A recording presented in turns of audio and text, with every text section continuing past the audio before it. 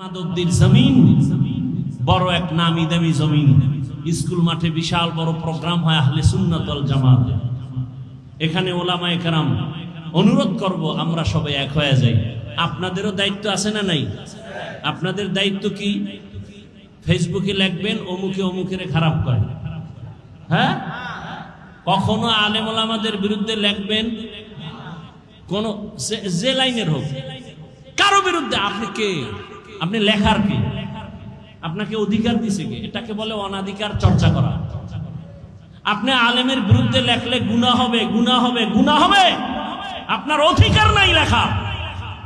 আলেম যদি কোনো ভুল করে, এদেশে তার দেখার মতো মুরব্বী নাই, বাদ দেন, কেউ নাই, আল্লাহ নাই, এত টেনশন কেন? আপনাকে কে অধিকার দিয়েছে আলেমের বিরুদ্ধে কথা বলা?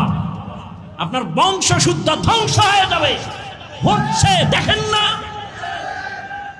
আলেমের সাথে বেয়াদবি করার কারণে ধ্বংস হয়ে গেছে, দেখেন না? এখনো যারা আলেমের বিরোধিতা করো, গাড়ি রেডি রাখো, এদেশ থেকে পালাতে হবে, না হয় আল্লাহর গজবে মরতে হবে। আমি যতটা কথা আপনাদেরকে বলছি আমলের লাইনে, আপনাদের দোয়ার জন্য বলছি। আমি প্রত্যেকটা কথা আমি নিজে আমল করি এবং আপনাদেরকে শুনেছি। আমি আমল করি, ইনশাআল্লাহ চেষ্টা করি। মানুষ তো আর ভুলের ঊর্ধ্বে না, ভুল তো হবেই। রসুলের হাদিস, সারা দুনিয়ার উম্মত ভুলের মধ্যে, তবে ওই ব্যক্তি দামি যে ভুলটাকে কি করে, স্বীকার করে, তওবা করে। তো উলামায়ে কেরাম আমাদের এক হতে হবে, দিলকে বড় বানাতে হবে। এই দিলে সব উম্মতকে ঢুকাইতে হবে। দেখেন এক আলেমের দিল কত বড় হতে হবে। আমি এই দিলের মধ্যে আমার ছেলে মেয়ে বউ শ্বশুর, ওদিক দিয়ে আমার ছাত্র, আমি শিক্ষক, ওদেরকে আমার কলবে জায়গা দিতে হবে। আমি ইমাম মুসল্লিকে আমার কলবে জায়গা দিতে হবে। আমি বক্তা উম্মতকে আমার কলবে জায়গা দিতে হবে। আমি অন্য আলেমকে কলবে জায়গা দিতে হবে। সব ঘরানার মানুষকে আমাকে জায়গা দিতে হবে। কেন? এই জাতি আর নবী পাবে না, আবু বকরকে পাবে না, ওমরকে পাবে না। এই জাতি পাইতেছে আলেমকে। জাতি যেন আলেমের কাছে এসে ছায়া পায়, স্থান পায়, মনে কষ্ট না পায়। এই জন্য তার দিল কত বড় হওয়া দরকার। অতএব মাদবদির জমিন বড় এক নামি দামি জমিন। স্কুল মাঠে বিশাল বড় প্রোগ্রাম হয় আহলে সুন্নাত ওয়াল জামাত। এখানে ওলামায়ে কেরাম অনুরোধ করব আমরা সবাই এক হয়ে যাই। আপনাদেরও দায়িত্ব আছে না নাই? আপনাদের দায়িত্ব কি? ফেসবুকে লিখবেন অমুকে অমুকের খারাপ করে, হ্যাঁ? কখনো আলেম ওলামাদের বিরুদ্ধে লিখবেন, কোন যে লাইনের হোক, কারো বিরুদ্ধে। আপনি কে? আপনি লেখার কি? আপনাকে অধিকার দিছে কে? এটাকে বলে অনাধিকার চর্চা করা। আপনি আলেমের বিরুদ্ধে লেখলে গুনাহ হবে, গুনাহ হবে, গুনাহ হবে। আপনার অধিকার নাই লেখা। আলেম যদি কোনো ভুল করে, এদেশে তার দেখার মতো মুরব্বী নাই, বাদ দেন, কেউ নাই, আল্লাহ নাই, এত টেনশন কেন? আপনাকে কে অধিকার দিয়েছে আলেমের বিরুদ্ধে কথা বলা? আপনার বংশ শুদ্ধ ধ্বংস হয়ে যাবে। হচ্ছে, দেখেন না? আলেমের সাথে বেয়াদবি করার কারণে ধ্বংস হয়ে গেছে, দেখেন না? এখনো যারা আলেমের বিরোধিতা করো, গাড়ি রেডি রাখো, এদেশ থেকে পালাতে হবে, না হয় আল্লাহর গজবে মরতে হবে। আলেমের সাথে বেয়াদবি রসুলের সাথে বেয়াদবির সমতুল্য। কারণ এই জাতি আর নবী পাবেন, আবু বকর পাবেন, ওমর ওসমান পাবেন।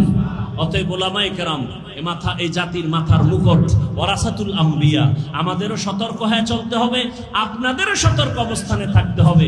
যাই হোক, আলেমের বিরুদ্ধে লেখা যাবে না। বুঝাইতে পারছি? আপনি লোকমা দেওয়ার কে? ইমাম সাহেব নামাজে দাঁড়াইলে লোকমা দেওয়ার নিয়ম নাই কি? ইমাম সাহেব ভুল কইরা জোরে মাইকে কেরাত ভুল কইরা ফেলাইছে, এখন রাস্তা দিয়া জানলা দিয়া বাইরে একজনে শুনে ফেলাইছে, জানালা দিয়া লোকমা দিলে হবে? বলেন হবে? ওটা লোকমা হবে না, বেয়াদবি হবে। অতএব ওলামায়ে কেরামের ভুল ধইরা ফেসবুকে যারা লেখে এরা বেয়াদব। বলেন এরা কি? শুধু বেয়াদব না, নিকৃষ্ট বেয়াদব। শুধু বেয়াদব না, নিকৃষ্ট বেয়াদব। ফেসবুক কি সমাধানের পথ? নিজের ক্ষতি টেনে আনবেন না, নিজের ক্ষতি টেনে আনবেন না। যে লাইনের আলেম হোক একসাথ করার চেষ্টা করবেন। এক জায়গায় বসাবার চেষ্টা করবেন, মোহাব্বতের বন্ধন দেওয়ার চেষ্টা করবেন, দোয়া নেওয়ার চেষ্টা করবেন। কখনো যেন আলেম দূরে না থাকে।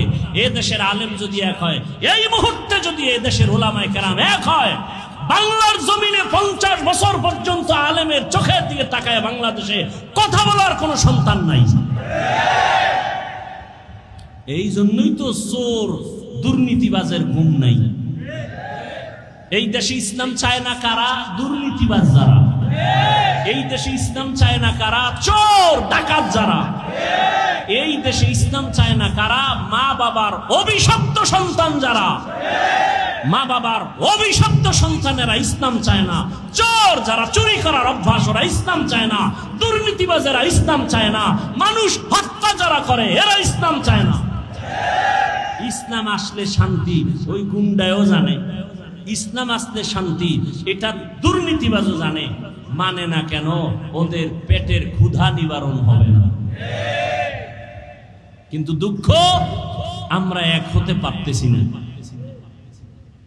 বেশি বেশি দোয়া করা উচিত, আল্লাহ আমাদের উলামায়ে কেরামদেরকে এক বানায় দেয়। মুরব্বী উলামায়ে কেরাম এক হয়ে গেলে জাতির কল্যাণ ফিরে আসবে। কথা ঠিক না?